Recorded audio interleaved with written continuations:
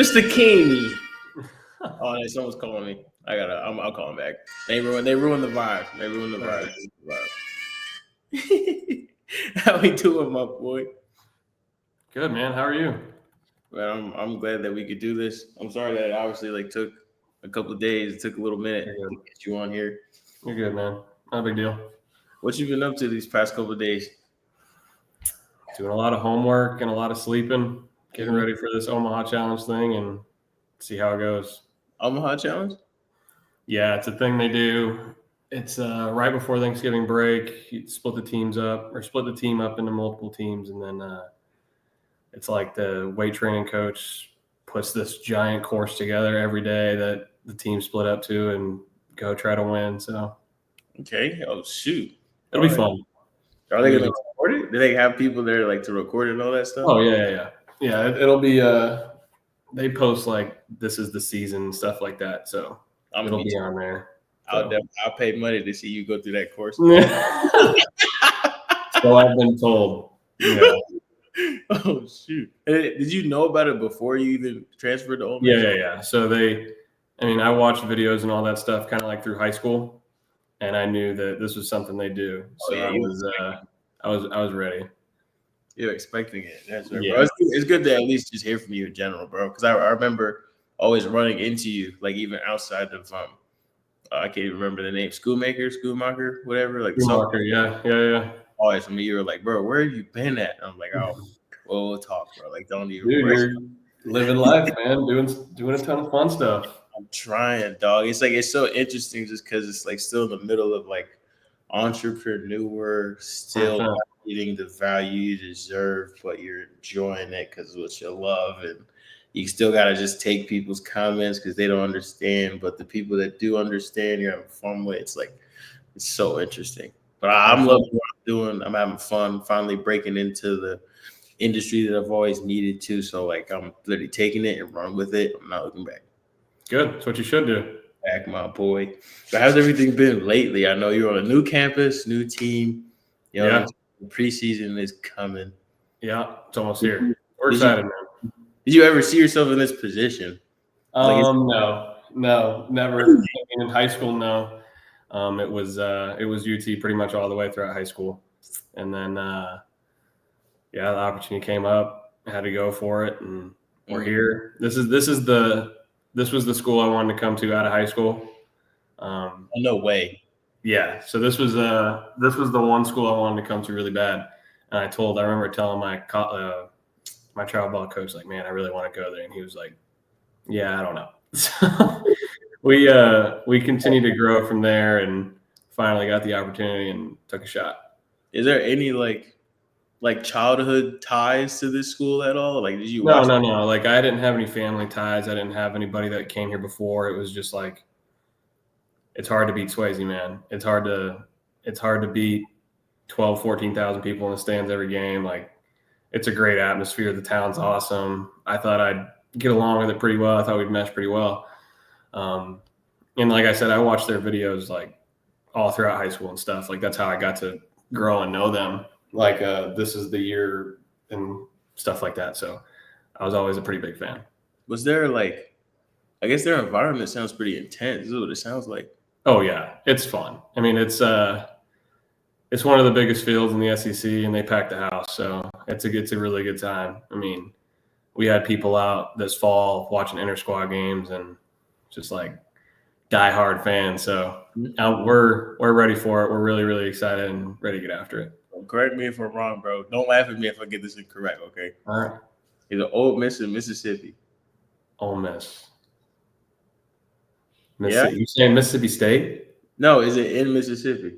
Yes. Okay, I'm just making sure, dog. Gotcha. Making sure. I'm not trying to. Oxford, Mississippi. Mississippi. Cool. That's where we're at. Got it. Cool. So, what are because I'm just trying to think. You know what I'm saying? Like when I was with you guys at UT, that was my first year ever even recording baseball whatsoever. Yeah. So I knew nothing of the sport until I was with y'all. Mm-hmm. So I purposely put myself in the dugout to get more immersed. You know what I'm saying? To understand it. So after the DR trip, all of that, now I actually understand the sport. I get it. I get all the terms. I understand it now finally. That trip was legendary. That was a good one to go on for sure. I hope, God willing, I can go on another one someday with another team. 100%. Because that was crazy. 100%. Sometimes. That place was awesome. The place was so much fun.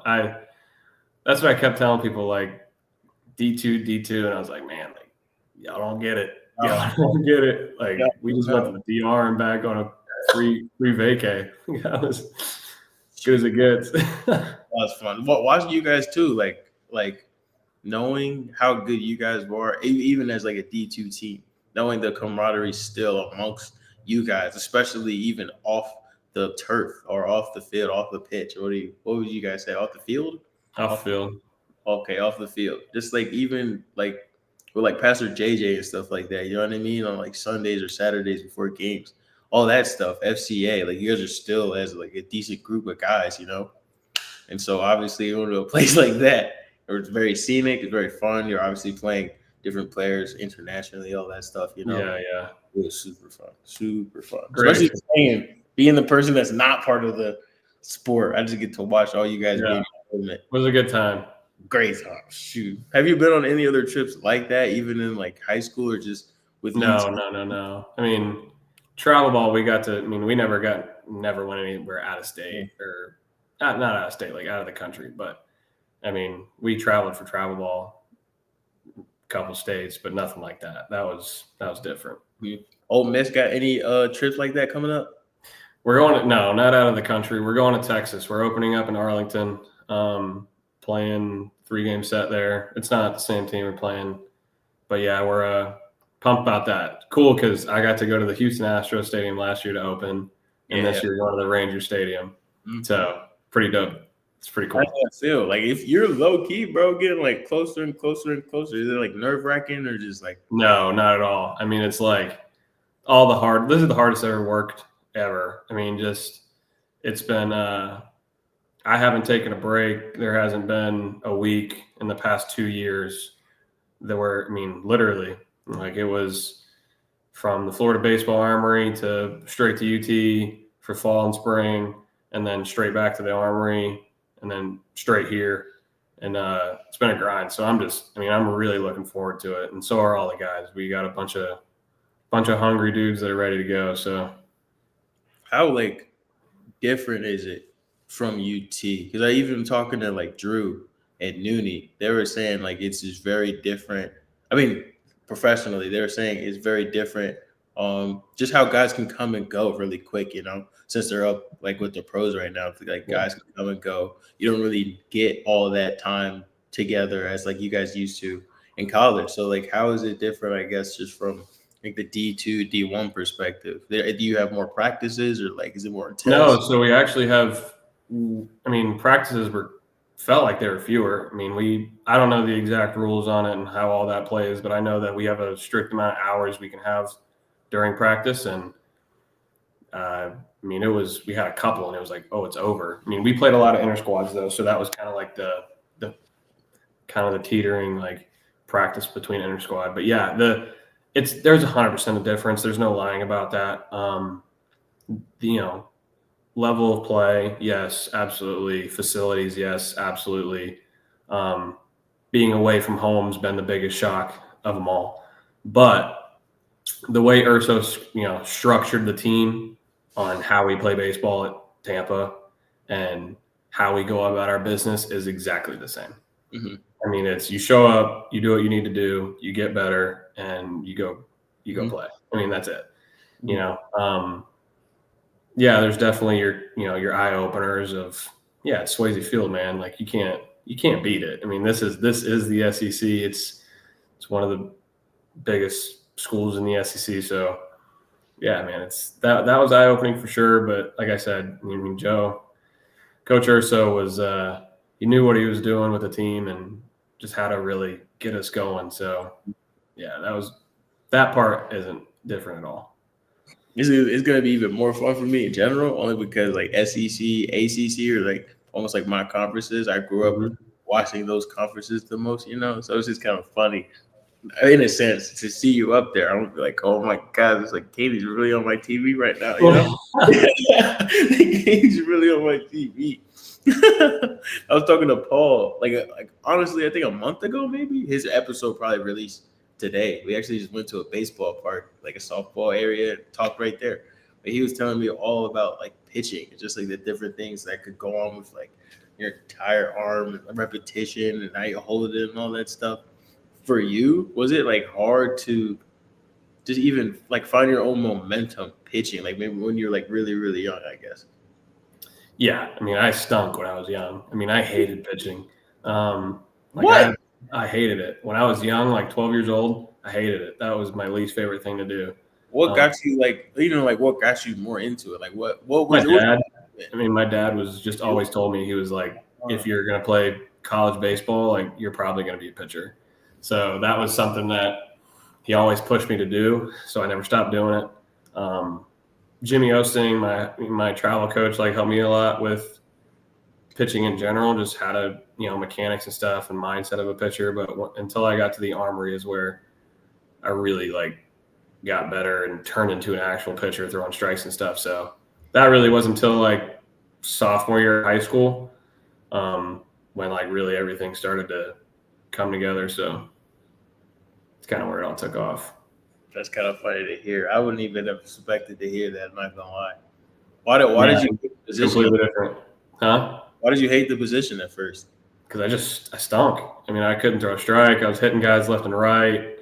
I mentally was nowhere ready to do it. Just like everybody watching you, and if you stunk, the team stunk, and it affected everybody. So it's tough, man. Like it's all eyes on you, and like you are the center stage. So when I was young, I hated it. I'd much rather be a hitter. It was way more fun to me. It was easier at the time when people started throwing curveballs. It was wraps, but that's when the pitcher really started coming together. When like besides just the throwing in general, it is more personal. Besides just like the throwing part of a pitcher, right? What is something that pitchers also have to kind of get over to be better at pitching in general? Good question. Man, I'd say it's just the mental part of the game. Like you got to understand who you are, right? It's so difficult these days with all the analytics and how everything is, right? Like, you'll go to places and people are like, oh, well, you need to start throwing this, or you need to start doing these mechanics, and you need to start X, Y, and Z. Well, if it doesn't line up with how you are as a person, like how your body is structured and how you move and all that kind of stuff, like it ain't gonna help. So I think that's the biggest thing. Like I could probably throw an ego too. Like, I mean, you're never bigger than baseball, and pitching's really, really hard. Just like hitting is, the game of baseball is tough. So, I mean, it's like on a personal level for me, like how I'd answer that is like, you got to know who you are as a pitcher and like, what are your strengths and what are you good at? And then you have to build who you are off of that. That's like basic fundamental kind of stuff. Like for instance, like, do you throw 100? Okay, well, we're going to throw that a lot. Right. And then it's the ego part of it, like there's times in the game where your ego could get in the way and you want to throw a certain pitch. I kind of put that beside and really hone in on what's going to work and what's not. That's tough. It's tough, man. Yeah, that's like, because I'm literally trying to put myself in you guys' shoes. First of all, if I pitched like you guys, I'd probably throw. I could hang with y'all with speed. Okay, I can throw a cool like 75. But will it be accurate? Absolutely not. I'm probably hitting someone in the head. Like I'm not. I don't think I could be as you guys. Like it's not gonna be that good. But each other thing, because I asked Paul a lot of similar questions. And I'm trying to copy and paste those at all. I'm trying to more so cater to you. Where'd you? Yeah. I mean, you're talking about Paulie Guns? No, Alex. I mean, Paul Sullivan. Yeah, Paulie Guns. Yeah. Okay. Paulie Guns. Okay. Where do you guys get these nicknames from, man? Me coming in, I'm listening to like all you guys call each other stuff, right? And I'm like, You got to ask Queso, man. You got to go ask Carson Queso. See, like who's Queso? Who's Gato? Who's the sheriff? Who's Sheriff is Joel, Gato is Nico. It's Carson Casso, but we call him Queso. That's where that is. How do they come birthed? How does one? I don't know. That was not my department. That was Jose Jimenez, and that was Queso. Oh yeah. I might get Coach on here now that I'm thinking about it. I'm not even gonna lie to you. That was all them. That was never my department. I took the nickname, rocked with it, and that was it. So what was your nickname? Dude, I feel like I had like 10 of them. I just called you Canney. Well, that's my last name.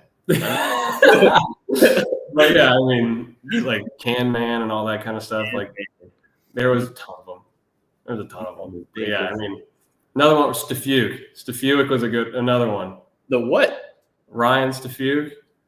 Okay. Yeah, that's another one. That's another guy that like always came up with nicknames. But again, not my department. Baseball is a huge nickname game. Everybody's got one. Did you get a nickname yet over at Ole Miss? Not yet. Okay. Which I'm fine with. Huh? Which I'm fine with. Okay. No, that has to happen. It has to happen. I need something to yell at the TV.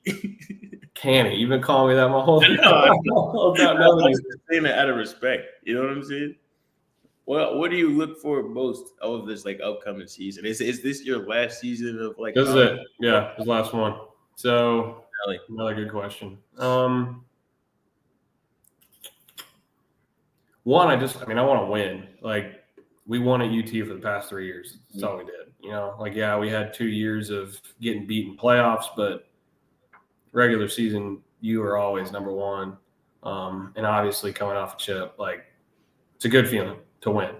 All I want to do is help. All I want to do is contribute, try to get this team better, push this team to just continue to compete. This is a really tough league to compete in. And it's a mental state, man. It's a whole different beast when, you can't go on social media because you're getting blasted and, you really got to put the blinders on. You got to understand who you are. You got to believe in what you believe in and really just put your nose to the grindstone and keep working. But yeah, I mean, I'm excited to get after it and prove myself at this level too. It was in high school. People didn't think I was a D1 guy. Went to UT. Didn't think I was going to pitch my freshman year. Did it. Sophomore year started horrible, ended really well. And Friday night guy last year. Now I'm just trying to prove myself at the next step, and that's just life, man. Like you always got to keep going and keep taking those steps and keep building up, and you can't look back. So that's what I'm really looking forward to, and just proving myself and helping this team and hopefully seeing this community light up and really packing out the stands and getting after it like they're doing with football right now. I mean, man, like when you're hot, Oxford gets behind you. So, I mean, there hasn't been a football game that's been empty once. I mean, they call it a Grove. That's what we got here. It's just tailgating central. If you look it up, it's incredible. But yeah, I mean, there's like, I swear last game there was some ridiculous number that people were throwing out, like 100,000 people or something like that. Like it was a lot. So, I mean, it's nuts, man. When you got this community behind you, like it's true, like it is really true. That's what it sounds like. It's hard. It's hard for people to come in here and play in Oxford because we got a really high following. So I'm hopeful that we go to Texas and we light it up because we're playing 3 really good teams that are going to be top 25 preseason poll teams. And we go there and we make a statement, we make a bang, then we come back home for a couple home series and the place is going to be packed. It's going to be jumping. So how many were like during the week? Because do you guys play more than what you did over here? Yeah, way more. So mind that. It's like probably like 10 games more, a little over that. Yeah, okay. I mean, you got every weekend you play 3. The difference is the midweeks here. Like, so you play one midweek a week. Sometimes you're playing two. So you could have a game on Tuesday or Wednesday, and then you got a 3-game set over the weekend. So that's where that's like the biggest difference between previous and here. Mm-hmm.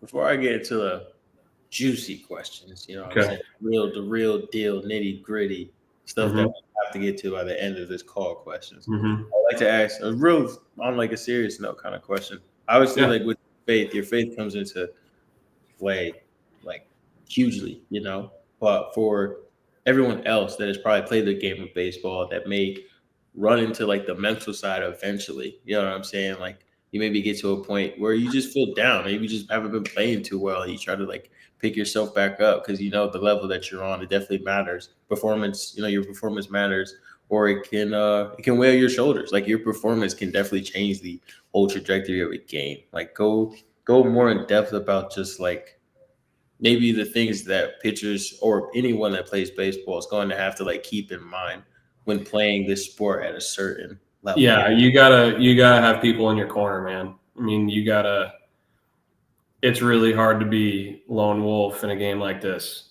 I mean, you are always going to be, I mean, mentally you're going to be pushed daily, weekly. Physically you're pushed daily. I mean, it is what it is.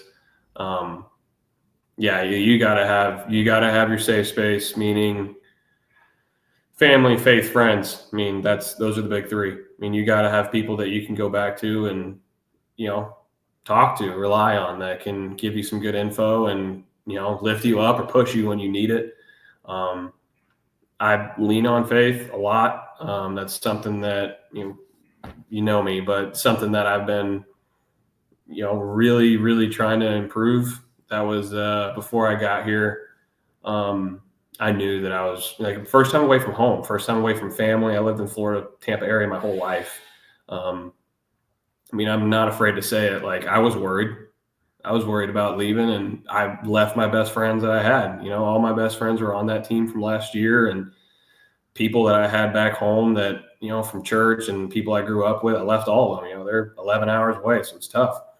And I knew that I was really going to have to dive into the book, man. So that's been something that I've been really trying to harp on, and family, you know, like along with Paige, my girlfriend, but she's yes, thank you. Had to drop her name in here, but it's, you know, along with calling them every day, checking in on them, explaining to them. And I've been bad at it. There's been a couple of weeks that have been tough. And it was just like, all of a sudden you kind of go silent and then instantly know, hey, what's wrong? It's like, man, this was a tough week. Yeah. And like it's hard. Like you got to have those people. And some people aren't blessed with those out of the gate, you know. I would push for people to find them, you know. You got to put yourself out there for others to come to you, especially with friends. And, you know, you gotta have those people in your corner, and overall confidence. I mean, if you don't have a ton of confidence in anything, you're probably not likely to succeed. Mm-hmm. Because would you also say become fearless a little bit, or just eliminate fear as much as possible? Yeah, I mean, you gotta. we actually, fear can tear you apart, man. But you can't. You have to act like you're fearless. Like you got to act the part. You can't. Big body language, huh? You good? No, you're good. You're good.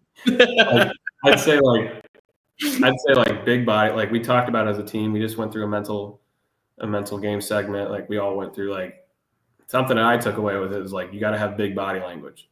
You know, you got to act the part. Even if you don't believe it, you got to act. Like you got to get after it, because that's just going to feed your overall confidence. Like all of a sudden something's going to work out and you're going to be like, whoa. And then you're going to try to repeat what you did, and big body language is going to be there. You know, I don't agree with the fact of people saying like, oh, you can't be scared. Like, come on, man, really? Like, you don't think guys going to war are scared? Like that's a bunch of bull. Like sure. You don't think the guys in the Bible that were standing up against armies shouting the Lord's name weren't scared? Some of them, surprisingly, I believe, weren't. Like some of them, yeah, some of them weren't. And some. But I mean, I bet some of them were shaking in their boots still. I mean, when you got walls crumbling down and the ground shaking because there's so many people. Yeah, there's a side of you like, oh crap, like that's 100% real. Mm-hmm.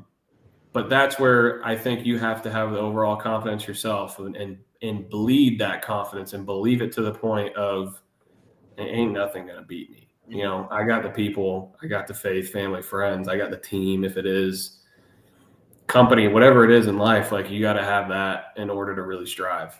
And that's what I think that we built UT. I mean, we built that at UT last year. I mean, it was a lot of fun seeing that grow. I mean, it was like instantaneous. It was just like we created this such like family environment with all the guys, and it just turned into this like beast. I mean, well-oiled machine. I mean, it was just every game, and we turned it into. It wasn't just a team. It wasn't just a bunch of guys going playing baseball. It was guys hanging out with each other almost every night. I mean, we were tight, and obviously we saw what came about it. So, we played a national championship, and I'll tell you right now, like game one when I went out and started, like I was nervous. I was a little scared. Like I ain't never started a World Cup game before, 100%. Yeah. But at the same time, like when I turned around, my thing was this: like I always said a prayer. When the ball was thrown down to second, said a prayer. Always dapped up Nooney. And like when I turned around and like looked at the field behind me and looked at my guys, and they all looked at me like that, giving me I was like, bring it. Like whatever you guys got, you ain't gonna beat. So that was always like as soon as I was able to turn around and see them, it was just an instantaneous like, here we go. Like this is it. So that was always for me, like that was the button for me. Like this. Now we go. We said that all the time. Now we go, and that was routine. 100%. Same routine. Now, to the juicy questions. The real stuff I would like to know personally. This is more so picking your brain. Okay. Brands. I know brands in the sense of brands, companies, things that you like. Just quick. And so I know that before the games, and of course during the games, Eli, the sheriff, would always have these freaking wafers, right? Mm-hmm. So I remember first, I'm thinking like, all right, we're getting these wafers every single game. Obviously, when you guys aren't looking, you're focused on the game. I'll be munching on them, not gonna lie. Mm-hmm. I wasn't supposed to take them. I didn't care. They were really good. So I had the idea. I was like, you know what? Since we keep getting them all the time, and he does pay with them with his own pocket, you know what I'm saying? I was like, why don't we just get like this team a deal? And so I remember that whole process of everyone was excited, like, yo, let's get the video up. Let's send it to Jose. We'll post it. We'll tag him and everything. We'll get in contact with them. They were a Canadian company, so they're not even in the U.S. So it was like, oh, that'd be so cool. It'd be like the first D2 team, low-key with like, yeah. Right. So it came from that. So after that, I was just pondering on it. I was like, okay, I got to figure out how to just like get in contact with these different companies and just in general to figure out like how to communicate with them, how to get some products, whatever, just like all that stuff. So now I'm finally doing it, Katie. Mm-hmm. And of course, I know we previously talked about that off camera, but I just wanted to know more of the stuff that you like in general, that you would like if you are walking out to the pitch, you still know that you got these certain brands or certain brands of candy, food, whatever it is that's in your bag waiting for you after you get off. What are these specific brands that you would just love to either represent, you know what I'm saying, be a part of, get sponsored by, all that stuff? Do you have any in your head? Red Bull. I really love Red Bull. Oh yeah. That's every time I pitch, before I pitch, that's the pregame drink. Yep. Let me see something. I was literally just drinking Red Bull the other day. I think it's in the car. That's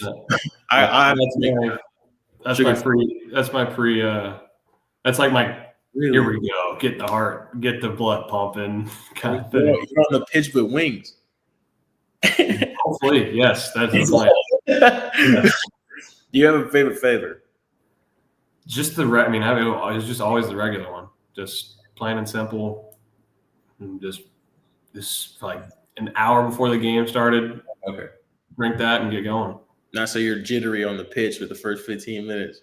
Yeah, I mean, for the first, like as soon as you pound it, like you got 15, 20 minutes of like a little of the jitteries, but that goes away. I try to time it up to where like before when you get on the mound, that's gone and it's just go time. Red Bull. All right, got Red Bull. Number one, easy. Yeah. How long have you been drinking Red Bull? Years. I've been drinking it since like when I actually started pitching, like legit, as a sophomore in high school. Oh yeah, but I don't drink it off. I don't drink it off the field. So like, I make sure that like, because if you drink too many of them, it's not going to have the same effect. So I only drink it on start days. And that's just what I've been doing it since sophomore year of high school. I've done it over summers. It's just every time before I go pitch, I drink a Red Bull every time. Keep going. What else? I'd love to do something with some kind of faith-based brand. That would be really, really cool. We have a bunch of brands here that we're like, I know we're sponsored by Easton off the rip. I know we're sponsored by Rawlings for gloves, Nike for shoes and equipment and stuff like that.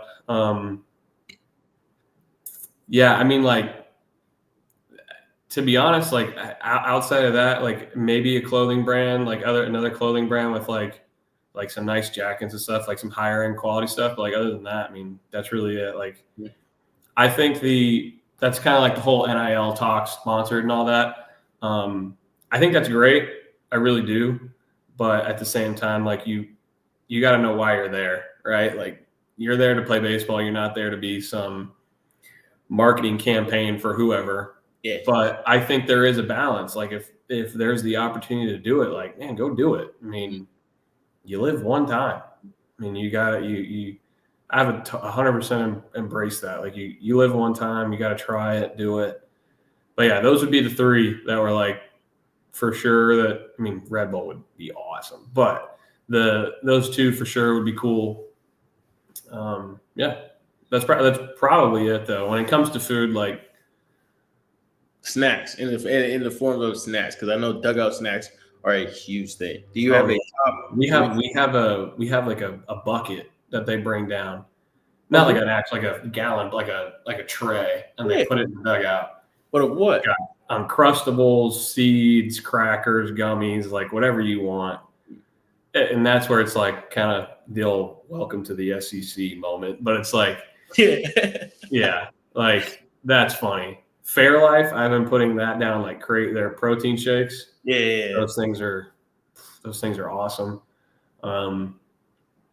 Instant protein, and it's good. But yeah, like other than that, it's probably it, to be honest. I mean, I really can't think anything else on the fly. Oh, I mean, Oakley glasses. I Oakley or Costa. Easy. But I have, this is going to sound horrible. I have 4 or 5 pairs of Oakleys and I have 4 Costas. How's that horrible though? You don't need that many glasses, but I got them. Shoot, I don't know. I mean, it's like the Costas are more like kind of like just wear around casual or fishing glasses. Obviously living in Florida, like that's like a must go to kind of thing, fishing. How do they help? I guess like how do they help you personally? The Costas for fishing or for what, regular life? I mean, they're just stylish. Like some of the Costas can be really stylish. They have those, like, what's it called? When you're fishing, it helps block the sunlight off the water so you can see into the water better. You can see what you're going after and stuff like that. Obviously, Oakley's on the baseball field is a must. Like some type of glasses, like that's a known thing. But yeah, I got my first pair of Oakleys when I was 12, and my parents got them for me. And I remember the conversation, like, we're going to get these for you, but you're not allowed to get any other glasses until you've proven that you won't lose them. And then I think I had those for like 2.5 years.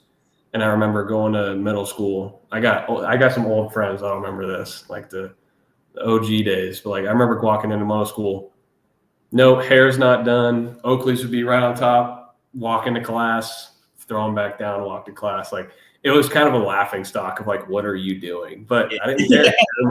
They were my Oakleys and I loved them. So that's just how we rocked it out. But yeah. If you could customize a pair of Oakleys, what color scheme you going for? And what does it look like? I love gold, white, fire. You can't mess that up. But now that I'm here, I have an all red pair. I've got another black pair. Those are the only two I brought. Actually, that's false. I have 3 that I brought. Mm-hmm. Like a baby blue, like a white baby blue. Obviously, because jersey colorways. The jersey colorways? Yeah, so it's navy red. It's navy red, and then baby blue is like kind of that's what everybody knows the Ole Miss Rebels for, is the baby blue. Yeah. So that would be the one. That would be probably the last pair I get would be the baby blue and white or some kind of mix like that. That'd be it. Top 3 dugout snacks. Seeds is up there, 100%. Is there a specific kind or brand of seeds that is like a must?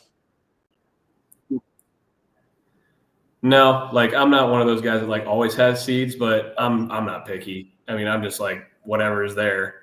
There's one company that has like a barbecue flavor. Actually, that's false. There's a Taco Bell flavor. That one's actually really good. It's really good. It's good. Taco Bell. Like, is it the spice? Like this? It's like a seasoning, yeah. Like they put the spice on it. It's really good. Okay, that does okay. That one's good. But yeah, the other 2 would be like maybe like a 4th inning Uncrustable and maybe some crackers, and that's it. I'm allergic, unfortunately. Ugh. Jose would make so much fun of me because I was only eating jelly sandwiches. Yeah, at UT, like the wafers were a hit. Like, man, like you can't not love wafers. But fire. If you eat too many of those, man, it's like, oh gosh. But yeah, like those would be my top 3. Those would be my top 3. Oh, actually false. Animal crackers. Take out the animal crackers specifically. Take out the regular animal crackers. Slap. Regular animal crackers? Yes. Yeah. So good. So we got those would be the 3, or those would be the couple. Yeah. Red Bull, Fairlife, animal crackers, seeds, Uncrustables. That's it. That will make any baseball player happy, I could promise. Alex Canney in a nutshell in the dugout. Yeah, give me a chocolate milk Fairlife and an Uncrustable. Now, I have a personal question. I don't know if you can answer it. Okay. You're on the mound. Mm-hmm. Do you have a specific pitch that you really love to throw? You don't have to answer it if you can't. If that's like secret information, you know what I'm saying? Yeah, I mean, I love throwing fastballs, man. I mean, I don't throw the hardest in the world, but I love getting away with sneaking one by a guy. It's a phenomenal feeling. Mm-hmm. I mean, we've been working a lot, like getting it better, but it's a really good feeling blowing somebody away, first punch out or something like that. Yeah. That's like, it don't get better. Like sliders, yeah, those are cool, striking somebody out on a slider, but to end an inning on a punch out with a fastball, like that gets the place bumping. Mm-hmm. That's fun. So obviously now, not even now, but I know you're a man of God, you're a man of faith. I've been to plenty of FCAs with you and had these conversations. But now I found out that you didn't like pitching at first as a kid. But for like childhood reasons, how did you even get into my dad? I know it was your dad. That was it. That was literally it. That was the only reason. Wow. So what was before? Like what was before? Just hitting. Just like grab a bat, go hit. And then I remember one day, this is a good, like, this will always be like a memory for me. Like my uncle passed away I think it was my freshman year in college. Mm-hmm. But when he was here, I remember he came down for vacation. My dad's part of the family, lives up in Boston. He came down, we're in the backyard, just me, it was me, my dad, and my uncle. We were all tossing the ball with each other. My uncle got drafted by the Angels back when. So he was a lefty way back when.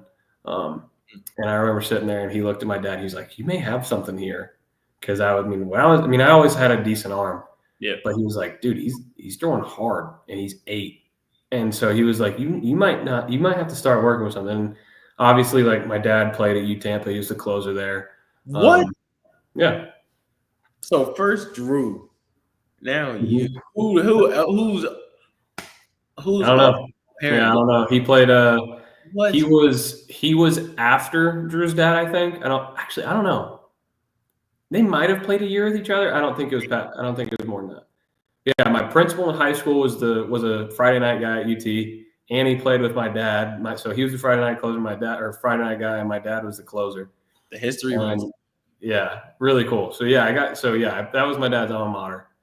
But yeah, that was fun. But yeah, that was when my uncle told my dad that, he was like, "Yeah, you might be right." So ever since then, we started working on it, practicing, and long days, and a lot of pitches and pass balls later. Like, now we're here. That's crazy, bro. Yeah, That's crazy. How did you? What? I'm just really trying to process all that. First, it came from Unc peeped it first. Then it was obviously you got into baseball because you. yeah. Like, my dad always knew, like, yeah, you got an arm, but like when I was like, I could hit when they weren't throwing sliders. Like, I could hit fastballs.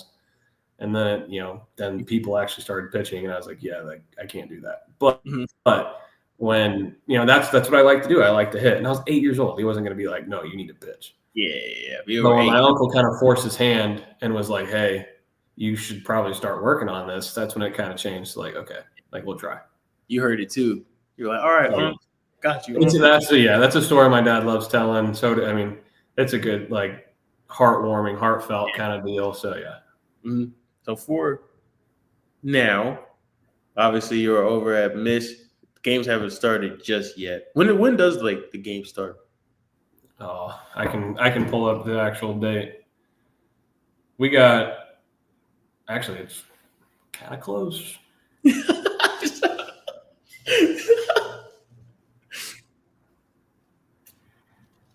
First game is February 14th in Arlington against Arizona. Spring.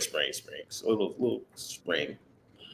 Little spring. Got you. In the mind of Alex Canney, what goes on in your head, Canney, when you're on the mound? It's your turn to pitch. You could be the first pitch of the weekend game. You know what I'm saying? What is going on in your head? Actually, it's probably not that much, to be honest. Like, you get to a point where it's like, beforehand, like, you'll go through those kind of like roller coaster emotions, like, holy crap, like, here we go. There's however many people, however big the stadium is, who you're playing, how good they are. As soon as I go into my bullpen before the game, all those feelings are gone. It just turns into, like, kind of blinders go up. That's who you're playing. So what? You're here. The only thought process I have is just strike one, and just keep pounding the zone. Make them make a move. Don't let them on. Don't create havoc that you make. Like, you have to make them earn it. I guess a harder thing to talk about. What goes through your head when you throw home run and you just gotta sit there until he gets around? Because I noticed that at the games. I think I don't want to call my boy out. I'm not saying he's a bad pitcher at all because he definitely killed it last year. Skyler, I remember there was one time where I just peeped. I think he threw like two probably like the first season I was with y'all or something. I just felt so bad for him because, of course, the other team, they're running around. No, they're going nuts. Yeah, going nuts. General, watching you guys. You know what I'm saying? Like, y'all my boys too, and I'm like, you can't even do nothing about it. But Dalton Ross was the one to tell me that, like, when that happens, that's the time to, like, regroup almost. That's what he does. But for you, what goes on if you throw the game, man? Like, you got to play the game, man. The game's gonna punch you. I mean, you got to play the game, man. It's like, you can't only be good when everything's going right. Mm-hmm. You're gonna get punched. Somebody's gonna do something against you that's not gonna be what you want. You got to keep going. Yeah, you hit the reboot button, but a lot of guys do, and some guys, they just get really mad, and they're just like, you know what, like, the next guy's like, he's done, like, whatever they want to say. I'd say, like, yeah, I'll get mad, but at the same time, like, you got to hit the reboot button, kind of refresh the mind, take a breath, keep going. That's what goes through my head. Just next pitch. Just instantly reverse to next pitch. I don't know what I would do personally. I feel like that would get to me, just in the sense of like, it sucks. Don't get me wrong. I mean, there's a second where you're just like, dang it. But after that, like, you're still up there. You got to keep going. Like you got to keep pitching. So from my perspective, right, being the camera person, when I'm watching like Coach Sam, walk to the plate, like he was the first person that I would see. You know, of course, when the pitcher coach goes out, you just think it's like a bad thing sometimes. Sometimes he's just letting you guys get a break. But I would notice his walk. He would just start walking, keep his head down the whole time. So just walk down, head down. To get there, that's when he starts talking to you, right? Is there ever a time where a pitcher may be just terrified of what the pitching coach is about to say? Shouldn't be. Okay.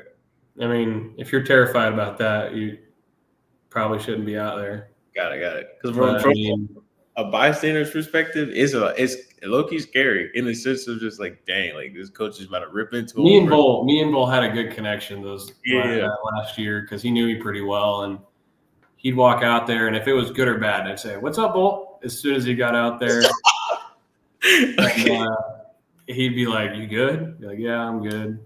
And then he'd kind of just talk about what he sees, how everything's going. He never got loud with me. There was one game where he was like, "What are we doing? Like, come on, lock it in." You know, but he never raised his voice, never really challenged me. It was like more of like a breath, like come out, like give me a second, like to relax and just kind of chat with me, like get me out of like the pace of the game just to relax. It was never like, "What are we doing?" Like yelling.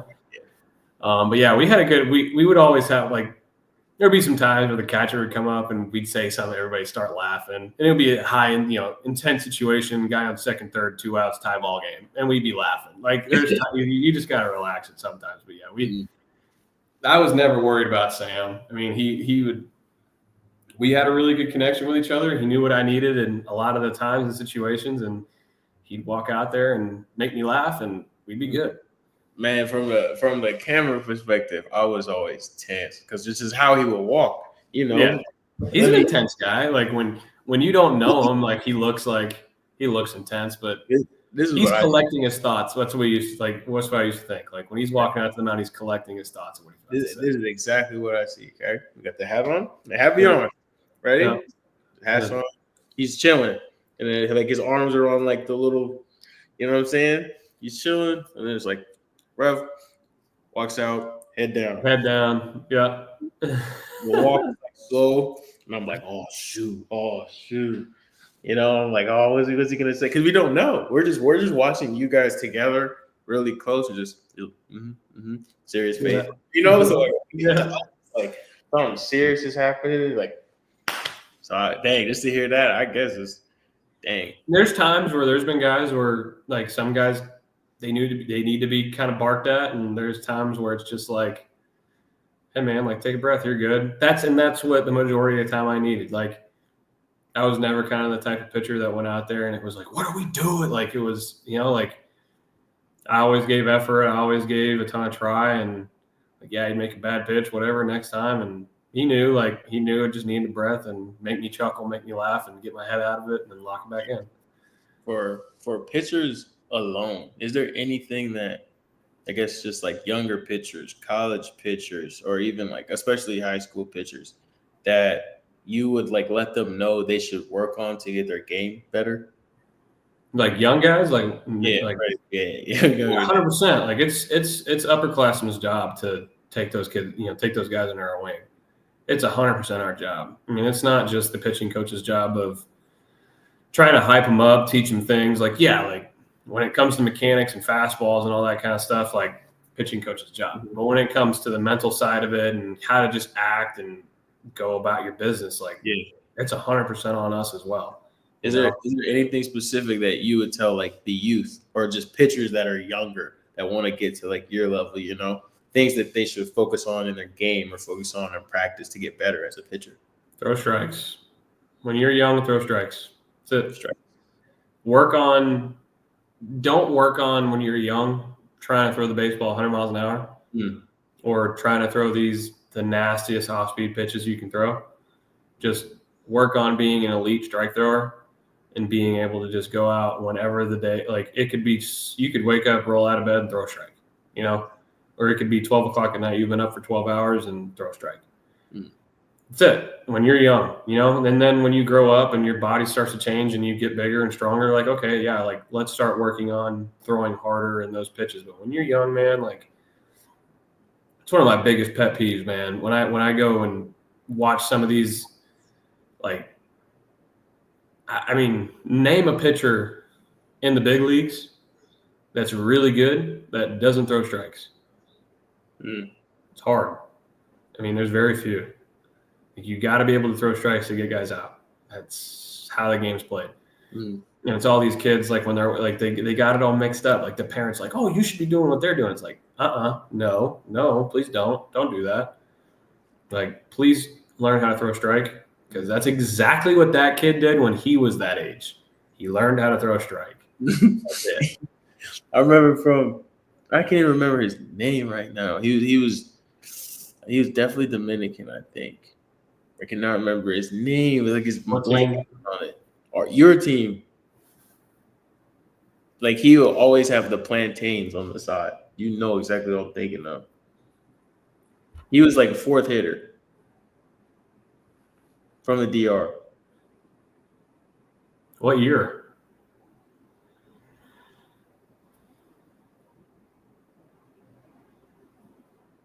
Chico? Nah. Jose? He came to the DR with us, but then after the DR trip, he left the team. Oh, I know who you're talking about. Yeah. His name's escaping me. He's from he was at FGCU. His name's escaping me. Right? And but he was the one that was telling me that there's like that split difference between the majors and the minors. Was that you have to, like, when you're adjusting your swing, you know how the ball's coming or where it's coming. You need to know that the next pitch. So obviously you now saying like you need to be able to throw strikes, just know how to throw them. Now I see like both sides. You know what I'm saying? Like the batter has to understand. So it could not be more different. Like there's things that are similar, but at the same time, it's like, it's not. So like that's what I'd say. Like to all the little league players and travel ball players that are 10 years old, 12 years old, trying to get looked at by pro guys. Like, what are we doing? Throw a strike. Like, put the radar gun down, throw a strike, learn how to move correctly. That's where it's at. I mean, you got to have a basis of actually knowing how to pitch and move before you can do the fun stuff. Strikes is a fun thing. But that's all I got for you today, my boy. It's all good. Love you, man. That's all I got. But next time, of course, you're at Ole Miss, so I know where you at. And then I'm going to see if I can, because I'm low-key trying to travel to most of these games. Most of the people that I'm interviewing, I sometimes just go out to them.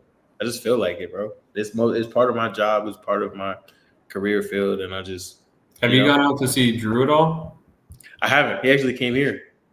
Cool. Yeah. I know he's back home right now. Yeah. For training and all that stuff, but yeah, like when all this is said and done and whatever happens, like as soon as this season's over, I'm gonna try and go see Drew and Nooney, wherever they're at.